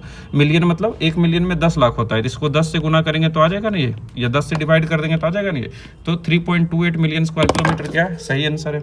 India total area accounts for 2.4% of the total geographic area. क्या बताया गया है? आप जाके देखिए टोटल जो ज्योग्राफिक वर्ल्ड का जितना सरफेस एरिया है 2.4% उसमें भारत कंट्रीब्यूट करता है। ये भी क्वेश्चन एकदम सेम है। India has a land boundary of about 15,200 kilometre. आप जाके देखिए लैंड बाउंड्री के बारे में आपको बताया गया कि 15,000 किलोमीटर के आसपास है, 15,200 किलोमीटर। आपको यह भी बताया गया है कि कोस्टल जो प्लेन है, ये कोस्टल जो कोस्ट लाइन है वो पहले 7,516 किलोमीटर थी, अब इसकी लंबाई बढ़कर 11,098 किलोमीटर हो गया। तो ये कौन रोक सकता है बीपीएससी को ये पूछने के लिए कि अभी लेटेस्ट कैलकुलेशन के हिसाब से इंडिया की कोस्ट लाइन कितनी है? जब ये पूछ सकता है कि लैंड बाउंड्री कितना है, तो ये भी तो पूछ सकता है कि लेटेस्ट कैलकुलेशन के हिसाब से इंडिया की कोस्ट लाइन कितनी है। तो आप आगे की क्वेश्चन की तैयारी करके रखिए और सिर्फ ये नोट्स पढ़िए तो तैयारी आपका हुआ रहेगा। आगे देखिए क्या है, which among the following union territory of India is largest in area. हमने माना कि इसको हमने डायरेक्ट नहीं बताया, पर आपको चंडीगढ़ का मैप दिखाया कितना छोटा है, चंडीगढ़ पंजाब हरियाणा के बीच में है। लक्षद्वीप का आपको मैप बताया कि 32 आइलैंड के आसपास है। और जब ये और भी आइलैंड का चैप्टर पढ़ेंगे तो और क्लियर हो जाएगा। दमन एंड दीव का आपको बताया कि दमन एंड दीव 3 एरिया से बना हुआ है, छोटा छोटा है। लेकिन जब हम अंडमान निकोबार पढ़ रहे थे, कितना पढ़ रहे थे? अंडमान आइलैंड और निकोबार आइलैंड बहुत बड़ा है। देखिए आपको एरिया देखने में बड़ा नहीं लग रहा है। अभी हो सकता है अगर आपको नहीं भी ये समझ में आया, मतलब कहने का मतलब ये क्वेश्चन अगर आपसे नहीं भी बना, तो जब हम आइलैंड चैप्टर पढ़ेंगे तो देखेंगे कि यहाँ पर लगभग 262 या 276 आइलैंड के आसपास अंडमान निकोबार में है। ये लक्षद्वीप में 32 से 36 आइलैंड के आसपास है, बाकी तो छोटे छोटे एरिया हैं। तो आप इतना ही पढ़ाई से ये इन मैप को देखते हुए आप इसका अंदाजा लगा सकते हैं। जैसे देखिए आपको अगर मैप दिखाओ, यहाँ देखिए ये पुडुचेरी का एरिया इसमें दिखाया गया है, कितना है पुडुचेरी का एरिया, और अंडमान निकोबार का देखिए कितना है। ये पूरा अंडमान निकोबार है ना, ये कितना सारा आइलैंड है, और यहाँ पर कितना आइलैंड है? बहुत कम आइलैंड है। यहाँ पर दमन एंड दीव के बारे में भी बताया गया है। तो ठीक है, आप इसको भी बना सकते हैं। आगे देखते हैं आगे क्या क्वेश्चन पूछा है और क्या हमने वो क्वेश्चन को पढ़ा कि नहीं पढ़ा। आगे पूछा है कि विच union territory was formed by bifurcating the state of Jammu and Kashmir. Jammu and Kashmir state को बाइफरकेट करके कौन सा यूनियन टेरिटरी बना? अभी आज ही पढ़े कि 2019 का Jammu and Kashmir reorganisation bill आया और जेएनके जो स्टेट पहले हुआ करता था इसको बाइफरकेट करके 2 यूनियन टेरिटरी बनाया गया। एक का नाम रखा गया जेएनके यूनियन टेरिटरी और दूसरे का नाम रखा गया लद्दाख यूनियन टेरिटरी। सही है, तो अब ऑप्शन देखना है। पंजाब क्या इसी से बनाया गया? नहीं, बहुत पहले से है। जम्मू कश्मीर बनाया गया? Yes, J and K union territory was created from the state of J and K. Himachal Pradesh बनाया गया? नहीं। उत्तराखंड बनाया गया? नहीं। तो आंसर क्या होगा? जम्मू एंड कश्मीर होगा। आप ये टिक वाला पर ध्यान नहीं दीजिए कि पंजाब तो नहीं होगा, हिमाचल प्रदेश नहीं होगा, उत्तराखंड नहीं होगा, तो क्या होगा? जेएनके होगा। ठीक है, फिर बोला है विच of the following union territory has legislative assembly. अभी हमने आपको चिल्ला कर बताया कि 3 यूनियन टेरिटरी है। पहला कौन सा है? पहला दिल्ली है जिसमें क्या है? लेजिस्लेटिव असेंबली है। रेखा गुप्ता इसकी चीफ मिनिस्टर है। दूसरा आपको क्या बताया गया? दूसरा बताया गया कि जेएनके क्या है? लेजिस्लेटिव असेंबली है, जहां पर क्या है? उमर अब्दुल्ला इसके चीफ मिनिस्टर है। और आपसे कमेंट सेक्शन में यह पूछा गया है कि पुडुचेरी का बताइए कि पुडुचेरी के जो चीफ मिनिस्टर हैं वो कौन है। यानी कि यहाँ तीनों चीफ मिनिस्टर हैं इस तीनों यूनियन टेरिटरी में। तो ये तीनों में क्या है? लेजिस्लेटिव असेंबली है, तभी तो चीफ मिनिस्टर बना है। लेजिस्लेटिव असेंबली है ना। तो अब आप ऑप्शन देखिए, क्या दिल्ली में है? चंडीगढ़ में है? नहीं। लक्षद्वीप में है? नहीं। अंडमान निकोबार में है? नहीं। तो आपको ये क्वेश्चन कभी भी पूछा है आप इस क्वेश्चन को बता सकते थे। और अभी आज का जो लेटेस्ट हमारे पास जो स्थिति है, परिस्थिति है भारत की यूनियन टेरिटरी का, उसके हिसाब से भी बता सकते हैं कि आज 3 यूनियन टेरिटरी ऐसे हैं जहाँ पर इलेक्टेड लेजिस्लेचर है। फिर पूछा गया which states of India have a common border with Myanmar. देखिए अभी आपको बताया गया है, म्यांमार का बाउंड्री दिखाया गया। कल बताया था ना कि जितने बॉर्डरिंग स्टेट है उसके कौन हमारे स्टेट से, जो भी बॉर्डरिंग कंट्री है उससे कौन सा हमारा स्टेट से जो बॉर्डर बना रहा है। यहाँ देखिए म्यांमार है। आज ही हमने बताया अरुणाचल प्रदेश, और यहाँ आपको ट्रिक भी बताया NMM नागालैंड, मणिपुर, मिजोरम, बस यही है। यहाँ पर देखिए क्योंकि यहीं तक बाउंड्री जा रहा है म्यांमार। कल भी हमने आपको बताया था ना, इस बात पर आपका ध्यान खींचा था कि यहीं तक म्यांमार का बाउंड्री है। यानी कि ये जो है त्रिपुरा, ये त्रिपुरा सिर्फ बांग्लादेश के साथ बॉर्डर बनाती है, म्यांमार के साथ नहीं बनाती है। तो कल का आप अगर लेक्चर देखे होंगे तो सब मैक्सिमम क्वेश्चन आपसे बनेगा, 99% क्वेश्चन बनेगा। और हमारी बात माने तो 100% क्वेश्चन उतना इन्फॉर्मेशन से बनेगा। हाँ, कोई डायरेक्टली क्वेश्चन नहीं मिल सकता, लेकिन जितना इन्फॉर्मेशन दिया गया है उसको यूज अगर आप कीजिएगा तो सभी क्वेश्चन बन जाएगा। देखिए यहाँ क्या है, which Indian state is known as land of rising sun. क्या कल हमने आपको लेटीट्यूड पढ़ाते समय और Indian standard time, Indian standard meridian पढ़ाते समय ये बताया था कि सबसे पहले अरुणाचल प्रदेश में सन उगती है, फिर उसके बाद असम में होते होते वेस्टर्न जाती है और गुजरात में सबसे लास्ट में सन उगती है। तो जहाँ सबसे पहले सन उगेगा उसी को तो लैंड ऑफ राइजिंग सन कहेंगे, इसलिए ऑप्शन में क्या आंसर होगा, अरुणाचल प्रदेश। और ऐसे भी अरुण का मतलब क्या होता है, सूर्य, और आंचल मतलब क्या होता है, अंचल मतलब उगना, तो ये सूर्योदय का जगह क्या है, अरुणाचल प्रदेश है। Which city is the temporary capital of Andhra Pradesh, ये तो जानते होंगे कि आप आंध्र प्रदेश का जो टेम्पोररी कैपिटल है वो हैदराबाद था, अभी हैदराबाद था, ये हाँ हैदराबाद था, अभी इसको अमरावती बनाया गया है। टेम्पोररी पूछ रहा है, जो उस समय का एग्जाम है 2014 के बाद, उस समय पूछा होगा इसके बारे में। और आज हम इसके बारे में क्यों नहीं डिटेल से पढ़े कि कब बाइफरकेशन हुआ, ये इसलिए नहीं पढ़े, हमें जानकारी तो है कि 2 जून 2014 को आंध्र प्रदेश को बाइफरकेट करके तेलंगाना और आंध्र प्रदेश नाम की 2 स्टेट बनाई गई। ये सब जानकारी हमें है, पर क्योंकि ये करंट अफेयर्स के दृष्टिकोण से आप इसको देखिए, उस समय पूछा होगा, इसलिए अभी हम ज़्यादा नहीं पढ़े, मतलब इसके बारे में ज़्यादा कुछ सोचने का जरूरत नहीं है। अभी इससे क्वेश्चन पूछेगा तो आप जितना पढ़ाया गया उसी में से क्वेश्चन बना लीजिएगा। अगर कुछ करंट अफेयर्स में रहता है टॉपिक तो आपको करंट अफेयर्स का लेक्चर जब आएगा तो उससे आप बना सकते हैं। 10वां क्वेश्चन देखिए, which state has the highest population density, कौन से स्टेट का हाईएस्ट पॉपुलेशन डेंसिटी। इसका अभी तो नहीं बनेगा, पर जब हम बीपीएससी का जब हम बिहार ज्योग्राफी का मॉड्यूल पढ़ेंगे, या 2000 इंडियन ज्योग्राफी में भी जब हम 2011 सेंसस पढ़ेंगे बिहार का और इंडिया का भी, तो हम देखेंगे कि बिहार का जो पॉपुलेशन डेंसिटी है वो 1106 है, यानी पर स्क्वायर किलोमीटर में 1106 लोग रह रहे हैं। यानी 1 किलोमीटर आप इस तरफ जाइए, 1 किलोमीटर इस तरफ जाइए, 1 किलोमीटर इस तरह से एक एरिया बनाइए 1 किलोमीटर का, इसके अंदर लगभग बिहार में 1106 व्यक्ति रहते हैं। और ये क्या है, it is maximum among all the states of India. Bharat में जितने भी स्टेट हैं सबसे ज़्यादा पॉपुलेशन डेंसिटी किसकी है, बिहार की है। होपफुल्ली आपको आया होगा और ये लेक्चर अब समाप्त हो गया है। आपको बहुत मज़ा आ रहा होगा मेरे साथ पढ़ने में, अगर मज़ा आ रहा है तो उसको भी बताइए। और अगर अगला चैप्टर जो है वो धीरे धीरे हम पूरा इंडियन ज्योग्राफी को ख़त्म करेंगे और फिर इसी तरह वर्ल्ड ज्योग्राफी पढ़ेंगे। इसमें हमने इतना ज़्यादा मैप को इसलिए इंक्लूड किया है ताकि आप डायरेक्ट मैप देखें। आप घर में अगर मैप नहीं भी रखते हैं, एटलस नहीं भी रखते हैं, तो आप इस मैप को देखकर आप उसको आसानी से समझ सकते हैं। और जब वर्ल्ड ज्योग्राफी पढ़ेंगे तो उसमें तो और भी बहुत सारा मैप को यूज किया जाएगा, क्योंकि ताकि आपका जो अंडरस्टैंडिंग है वो बहुत आसान बन सके, आपका स्टडी को बहुत आसान बनाया जा सके। इसी के लिए, इसी के साथ थैंक यू और अलविदा। फिर मिलते हैं अगले लेक्चर के साथ। आप देखते रहिए बारक।